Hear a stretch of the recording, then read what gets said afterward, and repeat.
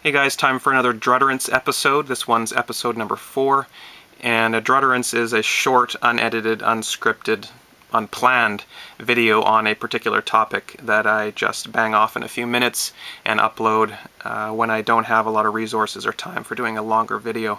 So this time I'm going to talk about an article I found in the Province newspaper here from British Columbia, and it originally comes from the Associated Press, and I'm using it under fair use clause, which means I'm allowed to talk about it and comment about it without facing copyright charges.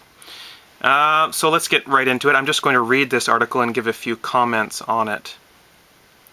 And just in case you're wondering, the topics for drutterances are chosen by myself and or by you. So if you have any topics that you'd like me to talk about or consider talking about, just put it in the comment section or get it to me some other way.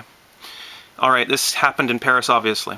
France wants to bring the United States and Russia together in a grand coalition dedicated to smashing ISIS, President Hollande told lawmakers Monday in a joint session in the Palace of Versailles, as authorities worldwide struggled to pinpoint those responsible for the attacks Friday. Quote, "The faces of the dead people, the wounded, and the families don't leave my mind," Hollande said after France and many allies observed a minute of silence in honor of the 129 killed and 350 wounded when ISIS attackers targeted a soccer stadium, a rock concert, and 4 night spots Friday with assault gunfire and suicide bombs. Quote, "In my determination to combat terrorism, I want France to remain itself. The barbarians who attack France would like to disfigure it. They will not make it change," the president pleaded. "They must never be able to spoil France's soul." However, Hollande said he would present a bill Wednesday seeking to extend a state of emergency, granting police and military greater powers of search and arrest, and local governments the right to ban demonstrations and impose curfew for another 3 months.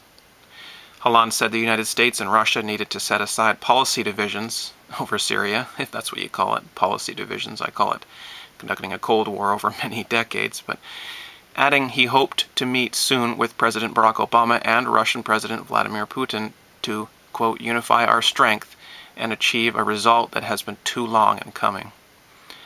We need a union of all who can fight this terrorist army in a single coalition," he said. And of course that's going to include Canada, the coalition of all. Canada has been instrumental in the wars in the Middle East in the past decade or longer, shamefully. And I imagine that we will continue. Now, we have a new Prime Minister here, Justin Trudeau, who the very first thing he did when he got into office was supposedly he called Obama and said, "I'm bringing home the Canadian jet fighters that are dropping bombs in the Middle East, especially in Syria. We aren't going to drop bombs anymore. We're going to drop first aid kits. We're going to drop blankets. We're going to drop food. We're going to be the good guys in the Middle East, or, you know, the better guys, the guys that are over there cleaning up after the other guys that are blowing people up." If that's a good thing or not, I don't think so, but better than dropping the bombs ourselves, I guess. And I don't think that's going to happen. I think we are going to continue to bomb, because it hasn't stopped. It is still happening today. I know we've dropped bombs on ISIS today. Canada has. Today. This day. So he has promised to stop doing that, but it hasn't happened. And I don't think it will happen now with this call for a grand coalition against ISIS. I think that is going to draw in Canada. And I think you are going to see more terrorist events, whether staged or real, here in Canada. It doesn't matter, because the end result is going to be that we are going to lose our right to demonstrations, and there are going to be curfews here in Canada as well. If this can happen in France, just imagine this happening a week ago before the tragedy. Imagine some kind of a bill like this being imposed. There would be revolution. You would be seen as a traitor.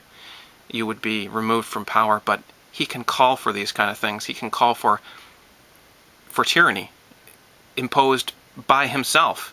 He can conduct terrorism against his own people, literally, because of what happened. And I'm not saying 129 people dying is a small number. That's terrible. But just look at what can be done off of 129 deaths now in this world. Look what we can do. We can put an entire country on lockdown. We can put an entire culture on lockdown. Because I'm feeling it here in Canada right now. This has affected everything. This is another 9/11 event is really what this is. And I don't know, I'm not saying if I know who did it really, or who backed it, or who the money is, or whatever. I don't know. But I'm afraid that this is coming to Canada, because it is. It's already touched us here in Canada. And ISIS has directly threatened, more than once, Vancouver, of all places. And we have a very large Syrian population here. In my area of town, about 1 in 4 women who I pass is wearing the hijab now. And I'm not saying whether that's good or bad either. I'm just stating a fact. And that's been that way for quite a while. And we are promising to take in large numbers of illegal immigrants from the Middle East now. So that demographic here in Canada is going to keep on changing. And I think the attitude is changing in Canada as well. The perception of things is shifting rapidly, and this is really coming to the forefront, and it's a big issue.